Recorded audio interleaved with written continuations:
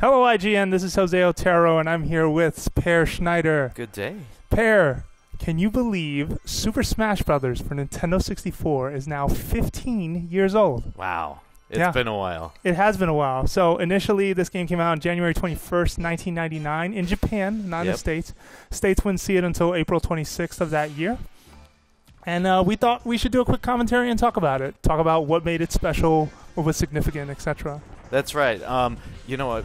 It actually makes me kind of feel old. Does it? Because I reviewed this game for IGN. Did? So yeah. I was here back then. Yeah, and it's really, I mean, it's amazing when you look back now. You know, how the way Nintendo thought about this game before it came out. Link sure looks weird in that. Yeah, he does. He looks way too serious. But you know, we now take it for granted. These games have been huge successes, right? Mm-hmm. Each Smash Brothers game is, you know, within the top 3 of the best-selling games on the consoles usually. You know, these games perform so well. But back in 1999, when it came out in Japan, even when it released in Japan, Nintendo of America was not yet entirely sure whether they would bring this game to the US. Sure. Well, if you look at the fighting game market, it was so saturated at the time. You had Tekken, you had Street Fighter, you had Virtua Fighter, you had fighting games of every different flavor. So you could almost sort of sense why they would be hesitant. No, the reason, though, why they didn't want to bring it out. First of all, you know, in '98, there was news of school shootings. There was in Arkansas, there was a shooting. There was worry about violence in video games. Nintendo in the U.S. saw itself as kind of like the purveyor of family entertainment, didn't want to push the envelope too much, right? They had GoldenEye. They even played down that game back then. But with Smash Brothers, they were really worried about having you beat up Pikachu with Mario, and they kept on talking about, like, well, you know, it may work in Japan because the arcade fighting scene is so alive. That's in the right, US, it was. We're really worried about pitting our characters together. And they kept on saying that. Okay. And we kept on saying, are you insane? This sounds like the best idea ever, right? It does, yeah. And, you know, we met with, I remember we met with Miyamoto back in November '98. And, you know, our first question to him was, hey, when is Metroid 64 coming out? And his answer was, well, no, we haven't even started working or thinking about a Metroid game on N64, but, you know, I'm going to confirm to you guys that Samus is going to be in Smash Brothers. So we're all huge Metroid fans. We're like, this got to come out. Immediately ran to the NOA people who kept on saying, yeah, we're not sure if it's going to come out. So, Wow, interesting. But, you know, the other thing was that this was HAL taking on the reins of a title that, you know, was featuring Mario, Link, you know, and their own Kirby character as well. Right. So, you know, HAL, of course, you know, when you look at Mr. Iwata's career, that's where he came from. Yep. But, you know, this game really put HAL on the map as one of the, you know, the big success that they well, and when you look at it, it was so different compared to everything else, just because, you know, you'd go to a friend's house, you'd see a match of Tekken, it was one-on-one. You'd see a match of Street Fighter, it was one-on-one. You go to a friend's house to watch Smash Bros., it was 4-on-4, and it was like this big 4-player battle royale. I mean, I think that was even on the box somewhere. Like, it was like 4-player battle, like royale. The idea of it just being completely over the top and out of control, but also really easy to play. Yeah, and actually, you know, one of our complaints back then, it's kind of silly in hindsight, right? But when this game came out, we were a little worried that the single player just wasn't meaty enough for this game to stand on its own, right? What was single player at that point? I mean, it was so weird. And that was the reaction from a few people. And then, you know, fast forward 3 months later, we're still playing this game. You know, in hindsight, I probably should have given this game a higher score. But I was ticked off over some of the changes that NOA made, right? Okay. So I had been playing the Japanese game for like 3 months when the US one came out. And what they had done is they had replaced basically the entire sound scheme. Okay. And, you know, whereas the original game, and this goes back again to them being worried about violence, the original game had these punching sounds. Like when you get hit, it sounds like a fighting game. It sounds like punching.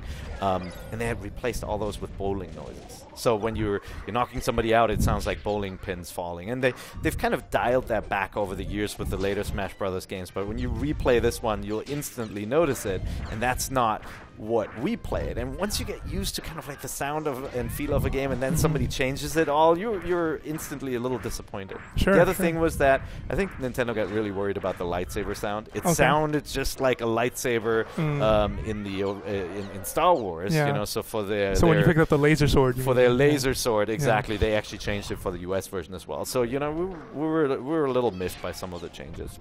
Okay. Yeah, but I mean, it's just cool looking back now, you know.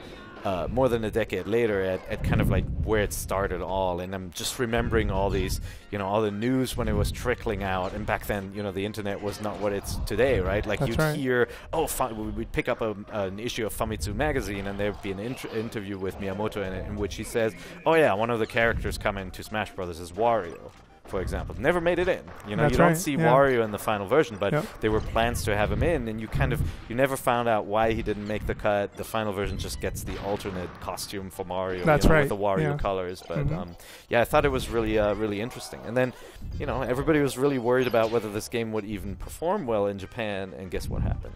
It was humongous. Right? Really? Yeah. Yeah, every demo kiosk, we were in Japan shortly after it launched, and you'd go to Akihabara, which is like their electronics district, for not just video games, but all sorts of electronics you can buy there. To this day. There were all these kiosks set up at every big store, and just lines of people lining up to play this game, because unlike some of the re-releases like Virtua Fighter, this was, you could only play this on N64, so people just lined up to play with other people, almost like a pseudo kind of arcade experience, right? So yeah, it was definitely the start of a fighting phenomenon for Nintendo. Definitely, yeah. And when you think about just the core concept of putting all your characters, all of the, this entire stable, I mean, it could have looked better, obviously. I mean, don't get me wrong, time has not been, particularly nice to this game. But even a lot of the character models are sort of very simplified versions, like that look on Link's face earlier when we saw during the intro. I love the Kirby dance. Yeah. Yeah. I mean, in general, I love the fact that they already kind of laid the foundation for, like, the iconography, the Triforce symbolizes Link, and, like, the way that this game is put together. I also love the token system, how you, like, picking up a token, you're putting it on your character. It was just really clever, and a lot of that stuff stuck around till today. And you can see the first 8 characters here unlocked from the start. It didn't have that many characters. It had only another four hidden ones, right? That's right. nine multiplayer stages. Yep, that's right. That's right. We actually, when we first played the game, there was the Kirby stage looked a little different. They were, I think they're still in there. If you use a Game Shark, you can find the code in there. But there were 2 different versions of the Kirby stage. The Kirby beta stages, which are still slumbering in the code. But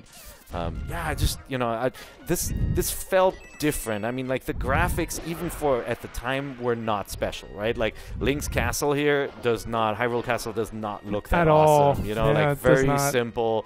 And other games of the era looked much, much better than Smash Brothers. But then you start playing and you realize kind of like, all the stuff that can happen in this very simple game. Yeah. And at that time, too, the late 90s, it was all about getting sort of that arcade perfect experience at home. But here was a game that had no arcade equivalent. Like, it was just its own thing, so it can kind of set its own rules, I guess. Yeah, and, you can see Nintendo also struggling with the concept of, they set up all these rules for their characters, the way that Mario has to look, right? And, like, just like companies today establish brand guidelines, right? You can only display Link in the following colors: green, blue, red, right? Like, those are his tunics. And so you can see them struggling with how to get around the fact that all these characters exist in the same universe, that they set up this story in the beginning of this master hand, right? That's right. And their puppets and all that. And I think they were just so creative with how they combined all these franchises together. And then, I mean, at the bottom you see the numbers ticking up. Yep. Every other fighting game focused on you having, a health bar, and you whittle it down and knock somebody out. And suddenly they come in, they create this really unique system about, smashing players out and having them fall out. Well, and the more tired you are, the more likely you are to get ringed out, essentially, and knocked out of the arena, which you would lose a life, or depending on how you set up the scoring. But no, exactly. Yeah. Yep. And then just how they manage tracking all 4 characters on the same screen. I mean, it's a frantic game, but when you're good at it, the game doesn't get in the way of the gameplay, right? Like the way the camera zooms out and zooms in when it's only when you're not struggling to do like a Hadouken, like it's not like quarter circle this, quarter circle that. Like, there was a lot of simplicity, and sort of the emphasis on that is what made it so approachable for a lot of people, because it's like, hey, down B for every character will do something, down A, whatever. The special moves, the regular action moves, the smash moves. Yeah. Like, and once you learned the differences and what they meant and how that can be used in play, you can do a lot. Yeah, and, at the time when it came out, a lot of the fighting game purists said this is an action game. You can't call it a fighting game, right? Like a fighting party game, right? Yeah, a fighting game relies on moves. You know, Nintendo called it. I don't know what they called it in the U.S. Probably they were too worried about calling it a fighting game because it sounds like evil conflict violence, right? But a lot of people said this isn't a fighting game because it's not technical enough. And I mean, this is a very technical game. It has very few moves, but you know, the skill is not in you know, executing the move by inputting a perfect button sequence or, you know, a circle on the D-pad. It was all about doing the right move and the right, like, minutia of control at the right moment. Yeah, that's right. You know, like, it's all between grabbing the ledge or falling to your death. Yeah, you know, that's right. And knowing those rules, and then, I mean, when you see high-level play of this game, even this game, when you see high-level play of it, it's pretty amazing. And I'm talking about, like, smashers and experts who, you know, compete at tournaments like Apex or at, you know, if this game shows up at EVO again, or Melee did last year, but we'll see. But no, it's definitely something we're talking about. And it's great to, you know, acknowledge, you know, 15 years strong, a new game on the way, you know, both for 3DS and Wii U. So it'll be really interesting to see as the series evolves where it's going to go next. Yeah, and I think now the onus is on Nintendo to prove that they can pull this off with online play, right? You know, lag is an issue with fast-paced games like this one, you know, especially with 4 players on one screen. You know, I think they can do it. The other is, you know, how do you take a franchise where the characters are so tiny and translate that to the 3DS screen? That's going to be an interesting experiment, especially because most portable fighting games, too, they just sort of... some of them are very well made, but they're just still sort of... There are... what's the word I'm looking for here? There's certain concessions made in order to make it fit, and it'll be interesting to see how that works out. And then, of course, the final thing is, you know, on the Wii... Smash Brothers, obviously a great game, but kind of struggled with the fact that the platform as a whole was trying to go all casual, right, with motion controls, and so suddenly you had a platform where, you know, the controllers that were supposed to sell the game weren't the best way to play. And that's right. You know, you plug in the GameCube controller into the original Wii, and that's the game that you remember, and it's the game you love, and so it's good that on the Wii U, you've got the Pro Controller, which is a really good pad, right? It's going to feel awesome with the Pro Controller.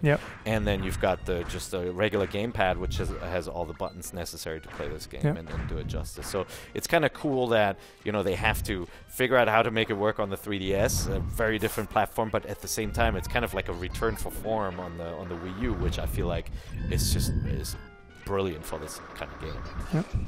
All right, folks, for more Smash Brothers coverage, not just the N64 version, we're coming up on the future versions real soon. It is 2014. Make sure you keep it right here at IGN.